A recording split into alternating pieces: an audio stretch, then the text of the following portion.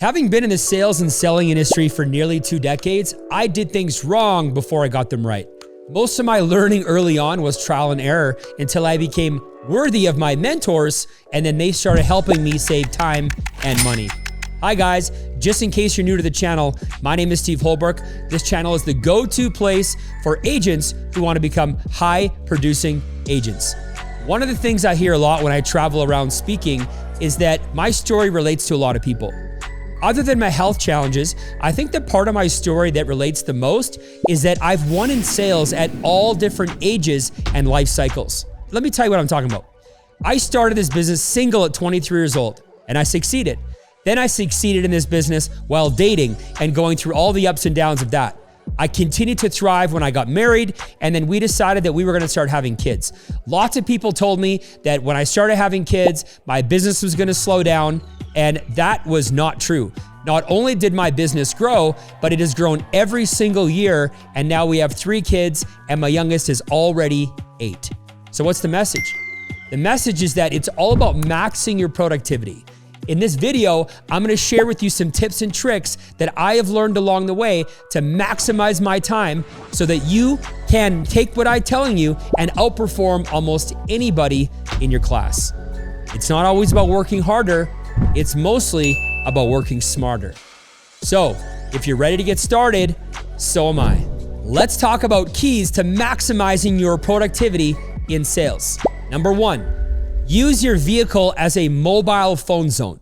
I know a lot of people talk about turning your car into a mobile library and listening to podcasts, and that sounds great in theory. And I guess if you're making no money and have no team or no ambitions to have a team, then sure, listen to 2 hours of great audio tapes per day in your car. I've been there.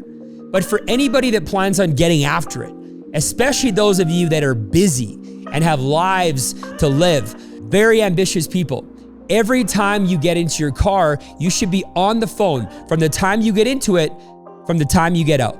Unless, of course, you're with your kids. Every night before bed, I pre-plan my day. And part of my pre-planning is I make a list of all the people that I need to call the following day. These could be teammates, clients, prospects, product partners. Then what I do is I look at my day timer and I take a mental note of when I'm gonna be in my vehicle and approximately how much time to the office and how much time home. And what I do is I think about it. When am I gonna be calling these people? Secretly, I don't mind taking a 2.5-hour drive north every once in a while to a speaking engagement because I know that I have 5 total hours of phone call time between driving there and back. At the end of every month, I go into my phone and I reorganize all of my favorite contacts. On iPhone, the first icon is favorites, so I list everybody on my team in order of who I need to talk to mostly day in and day out. These are usually a list of up-and-comers, people that I'm currently training, some of my leaders, and I just make sure that every time I get into my car, I'm either talking to somebody who I pre-planned to call or I'm calling somebody on my favorites list. Try it. Let me know how it works. Next, return calls during a time window. I schedule time throughout the day to return all my calls. This is something I learned early on in my career from Tony Robbins. Now, if you have some open time and your wife is calling or your kids are calling, your mom or some of your top leaders, you need to take the call.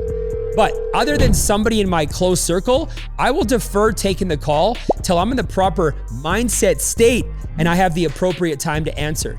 Because you never know what kind of energy that call is gonna throw your way. The last thing I wanna do is get thrown a bunch of negative energy from a teammate or a person who is not very committed right before I'm heading into a big appointment. Does that make sense? Awesome. My next point, get the important and hard stuff done first thing in the morning. I constantly see salespeople who get up early. They get organized for the day. They even get to the office before everybody else. They pour themselves a nice cup of coffee and then they do paperwork. I learned early on that professionals do not do paperwork during the day. They do paperwork when the lights are off, and the real pros hand off the paperwork to assistants. The most important part of the day is between 6 a.m. and noon. That's when all the hard stuff needs to get done. That's when all the uncomfortable stuff needs to get done. It's when we're the most alert. It's when we have the most energy. And you know what? If the shit hits the fan at noon and everybody gets thrown off, guess what? We've already had a successful day. Things like making phone calls, booking appointments, following up with reschedules, prospecting for new clients, all the important activity that actually pays your bills and will actually keep you full-time. The longer the day goes on, the more chances that you're gonna get thrown a curveball. And there's more chances that the school is gonna call and your child is sick. There's more chances a client's gonna call and need some immediate attention. Or a teammate is gonna call you and they need help with something right now. The hard stuff has to get done first thing in the morning so that no matter what happens with the rest of the day, you've won the day. Don't leave the hard stuff until the afternoon. Most often, it will not get done. My next point to maximizing yourself in sales.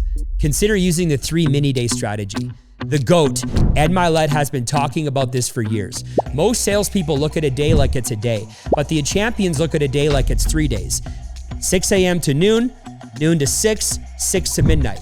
3 mini days in one. If you can get more done in 1 mini day than most people get done in the entire day, it won't take you long before you're crushing people in your industry. There are people that I've been in business with for as long as me that I'm out earning them 10 to 1 because of this exact concept. Just make sure that you apply the proper preparation the day before so that you have things to do during each segment. It doesn't mean that you have to be working 18 hours a day or 18 hours straight. It just means that every hour needs to be accounted for in the 3 mini days. This will help you become a better father, more quality time with your kids. You'll be more present with your partner. This will help you crush it in business.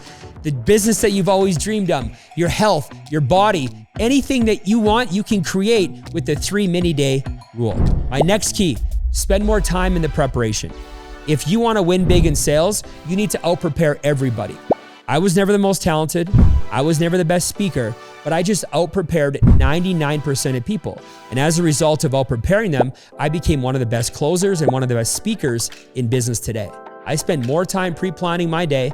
I woke up earlier in the mornings. I visualized my day. I'd spend more time when the lights were off in the office, building plans for clients, visualizing the close.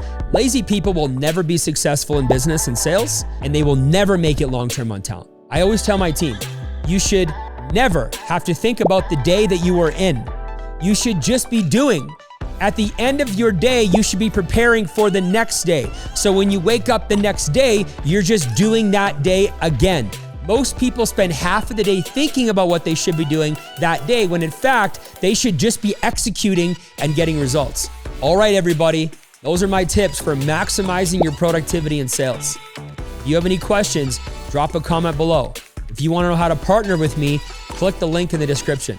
I want to hear how you apply these tips, and hopefully I can help you succeed in this industry. Don't forget to give this video some love, like it, share it with your team, and I'll see you in the next video.